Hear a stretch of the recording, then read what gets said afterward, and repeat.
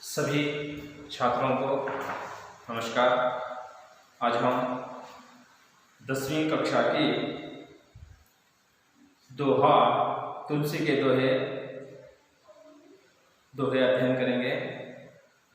तो सभी छात्र अपने अपनी पुस्तकें खोलकर 47 पेज नंबर देखें। हम कवि परिचय प्राप्त करेंगे। यहाँ पर मैंने श्यामपट्ट पर कवि तुलसीदास जी का संक्षिप्त में परिचय लिखा हूँ। सभी छात्र ध्यानपूर्वक श्यामपट्ट की ओर देखें। यहाँ पर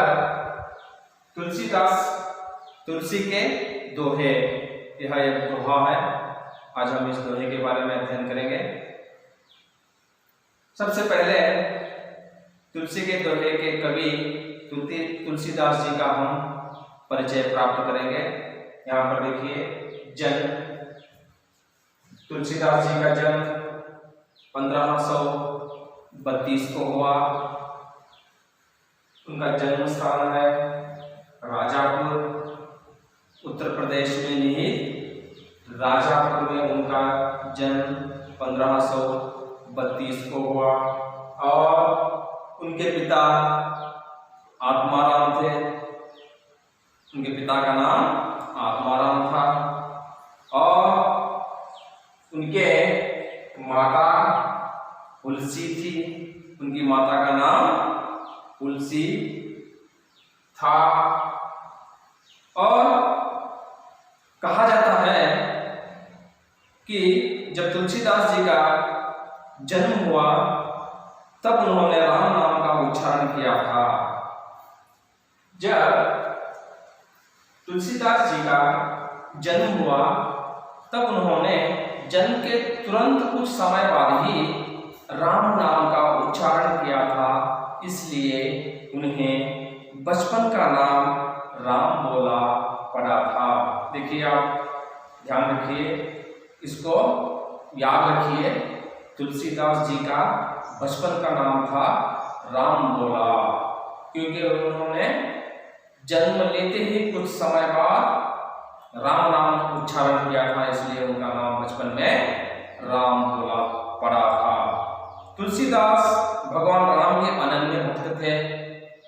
स्वाभाविक रूप से जब बचपन के तुरंत बाद ही उन्होंने राम नाम का जप किया तो राम के वे अनन्य भक्त भी थे। यहां पर देखिए, श्यामपट्ट पर मैंने लिखा है, तुलसीदास द्वारा रचित कुछ प्रमुख रचनाएं इस प्रकार हैं। रामचरितमानस उन्होंने लिखा। उनके भगवान श्री राम, उनका रामचरितमानस, उसमें संपूर्णता आपको मिल जाएगी। रामचरितमानस का तुलसीदास जी ने निर्माण किया, यानी कि लिखा। विनय पत्रिका तुलसीदास द्वारा रचित एक विनय पत्रिका।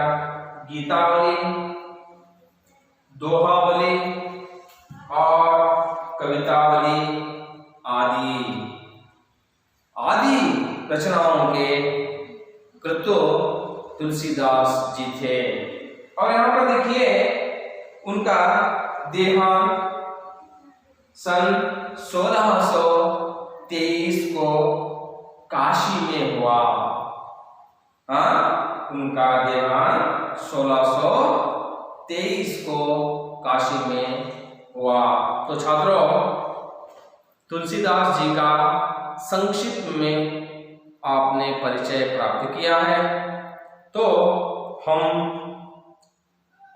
पद्य की ओर चलें, दोहे की ओर चलें।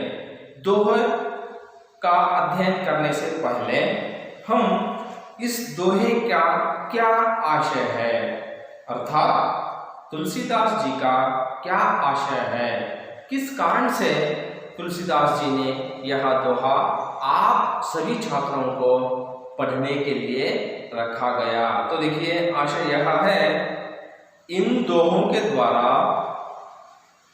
छात्र अच्छे कर्म करने और नैतिकता से जीवन बिताने की सीख प्राप्त कर सकते हैं। देखिए छात्रों, आजकल हमें अच्छे गुण वाले और नैतिकता के मानव देखने में या सुनने में बहुत कम मिलते हैं।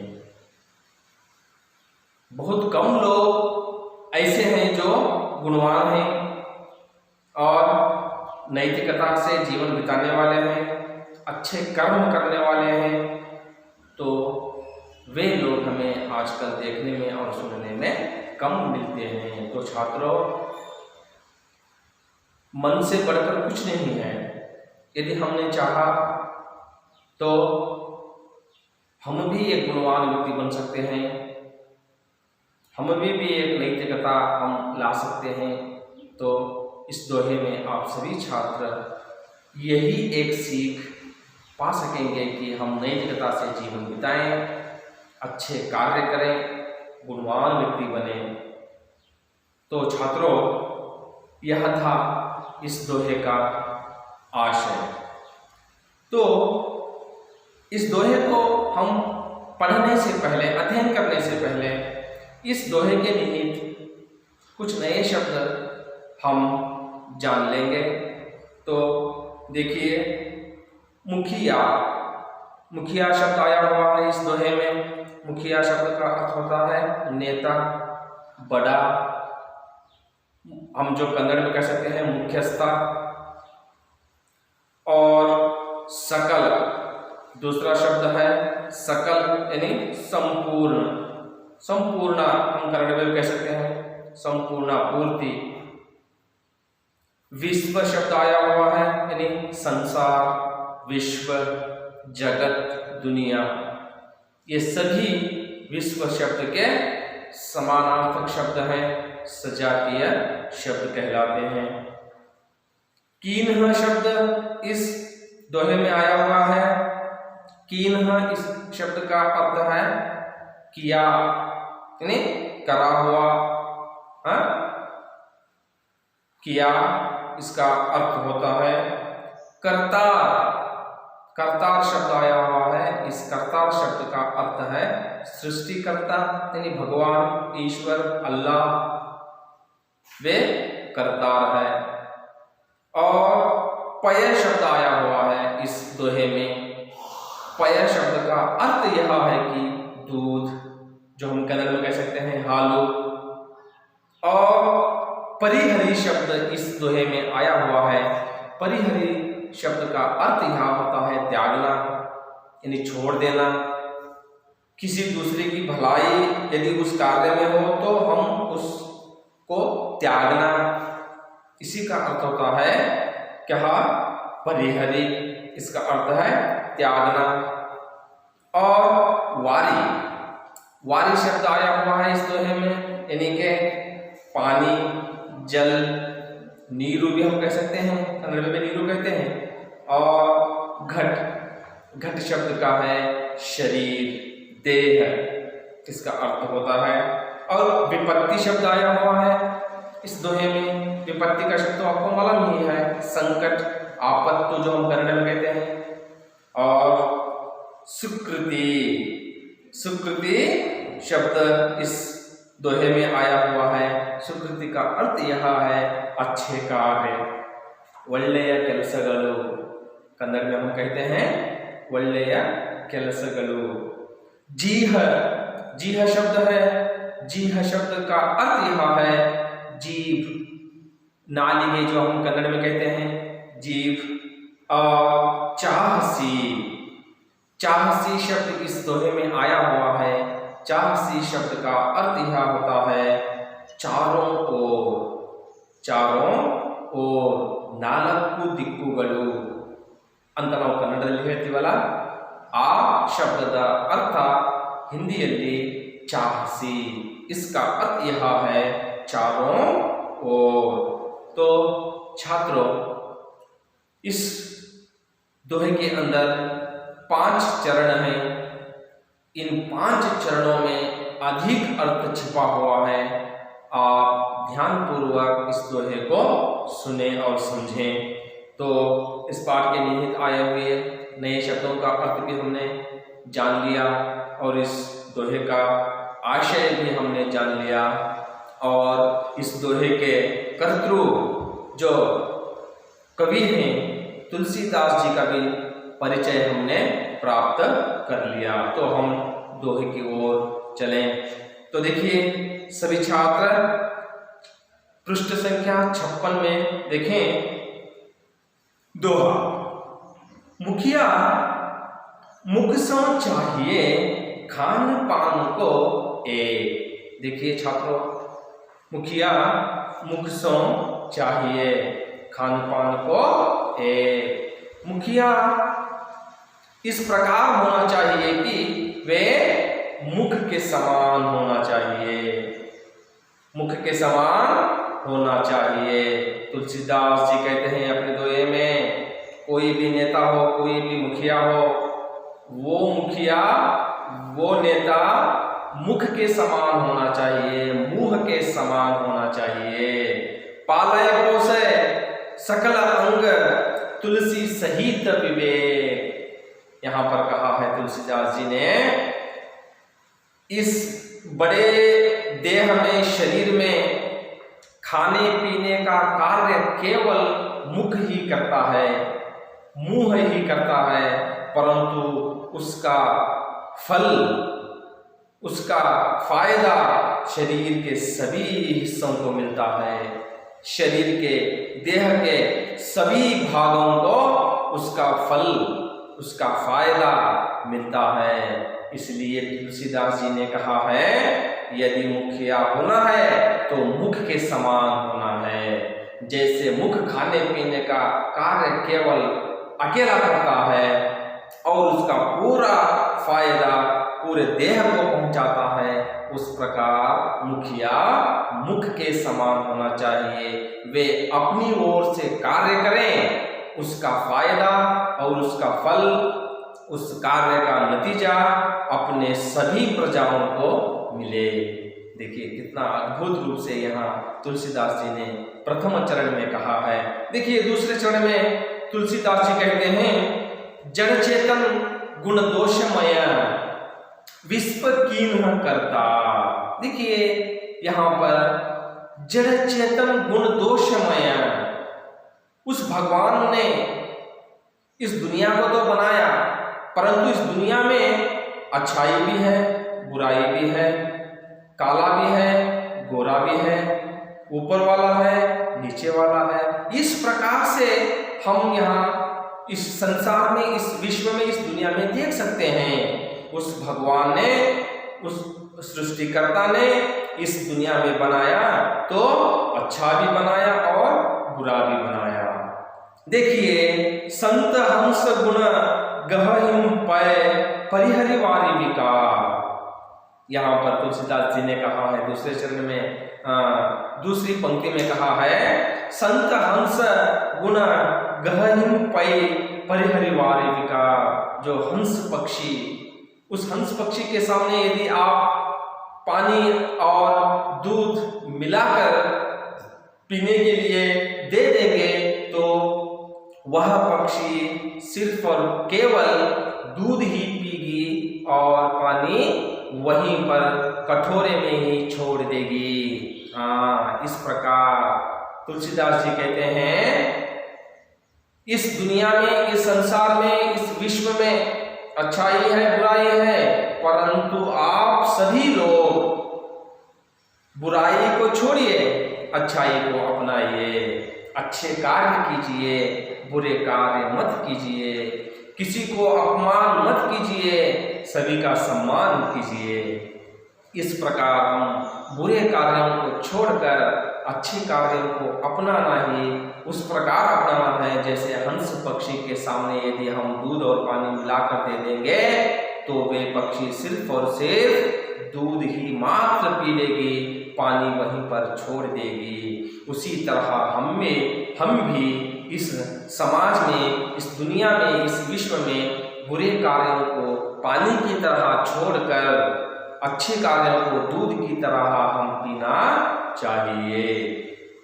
तीसरे चरण में कहते हैं तुलसीदास जी, देखिए दया धर्म का मूल है, पाप मूल अभिमान। देखिए, दया ही धर्म का मूल है। यदि किसी धर्म में दया नहीं है, वे धर्म नहीं है, वे अधर्म है।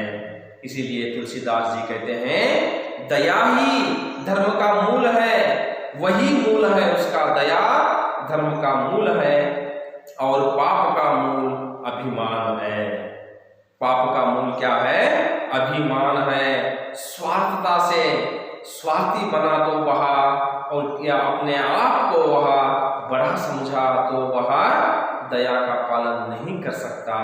इसलिए तीसरे चरण में छठी पंक्ति में यहाँ तुलसीदास जी कहते हैं, तुलसी दया न चाहिए जब लग घट में प्राण। देखिए, यदि तुम्हारे शरीर में प्राण है, यदि तुम्हारे देह में जान है, तब तक आप दया को नहीं छोड़ना चाहिए। तुम्हारी सांस जब तक टिकी रहेगी, तुम्हारा देह में जीव जब तक रहेगा, तब तक तुम दया को नहीं छोड़ना चाहिए। तुलसी दया न चाहिए जब लग घट में प्राण। जब तक तुम्हारे देह में प्राण है, तब तक आप दया को मत छोड़िए। दया ही धर्म का मूल है। और कहते हैं चौथे चरण में तुलसीदास जी, तुलसी साथी विपत्ति के विद्या विनय विवेक। देखिए, यहाँ कितनी अद्भुत रूप से तुलसीदास जी ने कहा है, तुलसी साथी विपत्ति के विद्या विनय विवेक। देखिए, यदि आपको कोई आपदा पड़ी है, यदि आपको कोई संकट आ पड़ा है, यदि आप किसी तकलीफ में फंसे हुए हैं, यदि आपके कोई दुख आया है, तो आपके काम आने वाली केवल दो ही वस्तुएं हैं, एक विद्या और दो आपकी क्या यहाँ पर विनय विवेकता।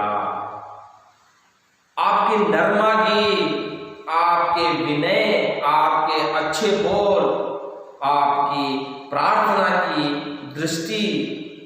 यदि हमको कोई संकट आया, यदि हमको कोई तकलीफ आ पड़ी, तो हम उस तकलीफ को कैसे पार करेंगे? अपने बुद्धि में नहीं, विद्या से। हमने जो पाई विद्या, हमने जो शिक्षा पाई, उस शिक्षा से हम उस आपद का, उस संकट का, उस तकलीफ को हम क्या करेंगे?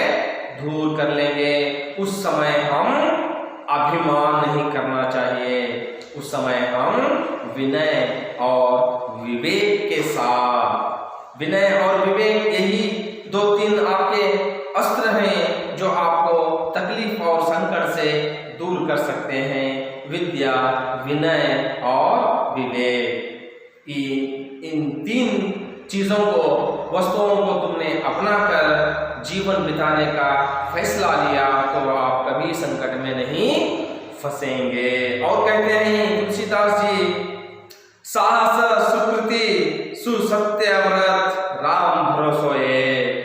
जिन्होंने राम पर भरोसा किया, जिन्होंने भगवान पर भरोसा किया, उस राम भगवान पर भरोसा करके अपना जीवन सत्य की राह पर ले चलता है, अपना जीवन स्वर्गमय बना लेता है, अपना जीवन सार्थक बना लेता है। यदि आपने अच्छे कार्य किया तो कभी आपको संकट नहीं आ पड़ेगा। देखिए, यहाँ पर कहा है, साहस सुकृति सुसत्यव्रत राम भरोसोए। आप राम पर विश्वास कीजिए, भगवान श्री राम पर विश्वास रख के अपना काम आप यदि करेंगे तो आप अपने कार्य में सफल हो जाएंगे। और अंतिम चरण में, पांचवें चरण में यहाँ तुलसीदास जी ने कहते हैं, देखिए, राम नाम मनि दीप धरो दीह जीह देहरी द्वार। यदि आप उस राम नाम, उस भगवान श्री राम का आपने दीप यदि आपके घर के देहरी पर रख दिया, आपके घर के दहलीज पर रख दिया, तो उसका दुगना फायदा होगा, आपको डबल फायदा होगा। कैसे फायदा होगा यहाँ तुलसीदास जी ने बताते हैं। देखिए, तुलसी भीतर बाहिर जो चाहसी उजिया, यहाँ कहते हैं तुलसीदास जी। देखिए, यदि आप उस राम भगवान पर विश्वास रख के अपने घर के दहलीज पर यदि आप दीप जलाएंगे तो उस दीप का प्रकाश आपके घर के अंदर भी पड़ेगा और घर के भीतर भी, घर के बाहर भी। देखिए कितना अद्भुत रूप से, यदि हम उसी दीप को घर के अंदर जलाएंगे तो सिर्फ और सिर्फ प्रकाश घर के अंदर मात्र फैलेगा, बाहर नहीं फैलेगा। यहाँ पर तुलसीदास जी कहते हैं, आप दीप वहां जलाइए जहां आपको भी प्रकाश मिले और बाहर वालों को, राह चलने वालों को, राहगीर को भी प्रकाश मिले। इस प्रकार तुलसीदास जी ने कितने अद्भुत विचारों से अपने दोहे में आपको अध्ययन के लिए रखा है। आशा करता हूँ सभी को संपूर्ण रूप से यह दोहा याद हुआ होगा, मालूम हुआ होगा। तो छात्रों देखिए, यदि आपको इस दोहे में कोई भी कठिनाई हो तो आप मुझे पूछ सकते हैं और मैं आपको इस दोहे को राग लय ताल के साथ सुनाता हूँ। सभी अपनी पुस्तकें ध्यानपूर्वक देखें। मुखिया मुख सो चाहिए, खान पान कोए, पाले पोसे सकल अंग, तुलसी सहित विवेक, तुलसी सहित विवेक। दूसरे चरण में कहते हैं तुलसीदास जी, देखिए, जड़ चेतन गुण दोष माया, विश्व कीन करता, संत हंस गुण गाहिं पै, परिहरिवारि विकार, तुलसी परिहरिवारि विकार। तीसरे चरण में कहते हैं तुलसीदास जी, दया धर्म का मूल है, पाप मूल अभिमान, तुलसी दया न चांडिए, जब लग घट में प्राण, तुलसी जब लग घट में प्राण। चौथे चरण में कहते हैं, तुलसी साती विपत्ति के, विद्या विनय विवेक,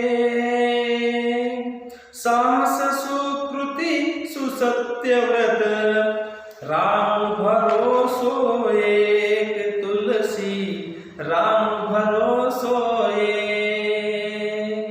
अंतिम चरण, पांचवें चरण में तुलसीदास जी कहते हैं, राम नाम मणि दीप धरो, जी हरि द्वार, तुलसी भीतर बाहिर, जो चाहसी उजियार, तुलसी जो चाहसी उजियार। इस प्रकार आप इस दोहे को राग लय ताल के साथ भी गा सकते हैं। आशा करता हूँ आप सभी को इस दोहा संपूर्ण रूप से ज्ञात हुआ होगा। आप 5 मिनट के लिए मौन वाचन कीजिए, मन में पढ़ लीजिए। यदि आपको तब भी कोई दिक्कत हो, कोई कठिनाइयाँ हो तो मुझे आप पूछ सकती हैं, मैं आपको इस कठिनाई का सुलभता कराऊंगा।